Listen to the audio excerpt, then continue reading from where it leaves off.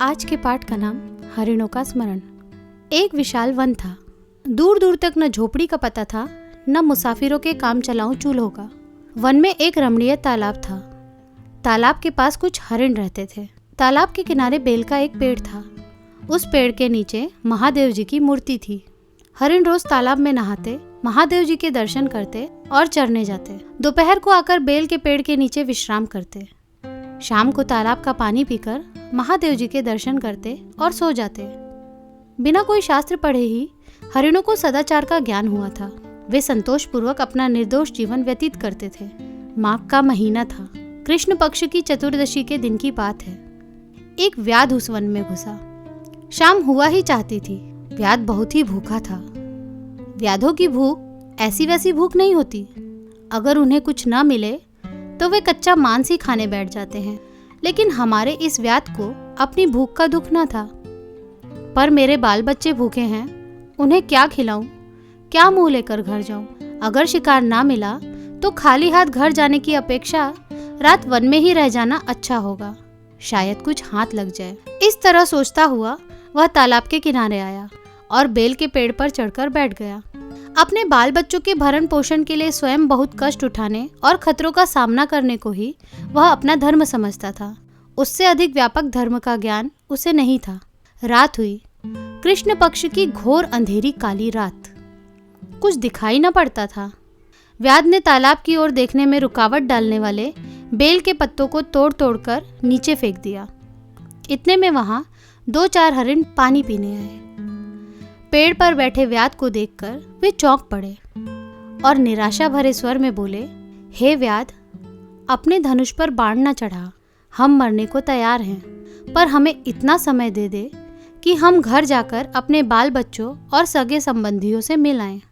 सूर्योदय से पहले ही हम यहाँ हाजिर हो जाएंगे। व्याध खिलखिलाकर हंस पड़ा। बोला, क्या तुम मुझे बुद्धू समझते हो? क्या मैं इस तरह अपने हाथ आए शिकार को छोड़ दूं?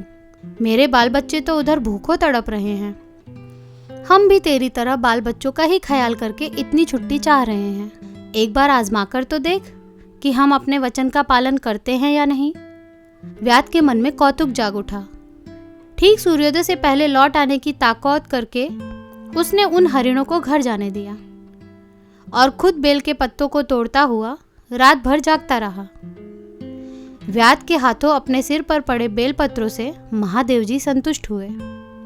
हरिण घर गए, बाल बच्चों से मिले।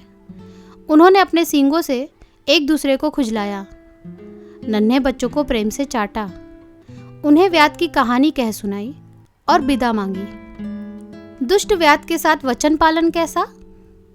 पैरों में जितना जोर हो उतना सब जोर लगाकर यहाँ से चुपचाप भाग जाओ।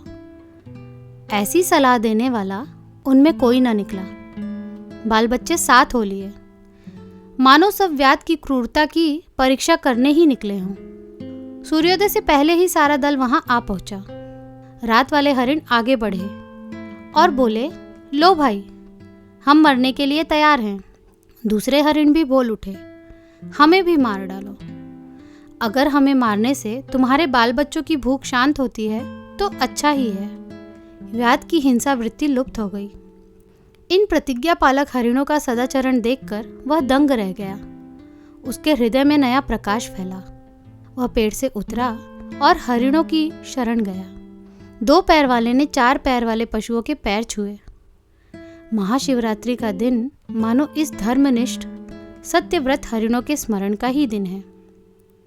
तो दोस्तों, ये था कक्षा 5वीं की पुरानी हिंदी बाल भारती पुस्तक का एक पाठ। शिवरात्रि के इस पावन अवसर पर यह कहानी सुनकर आपको कैसा लगा, यह हमें ज़रूर बताइएगा। और इसी प्रकार के अन्य पाठ एवं कविताएं सुनने के लिए हमारे चैनल के साथ जुड़े रहिए। मिलते हैं अगली कहानी में। तब तक के लिए धन्यवाद।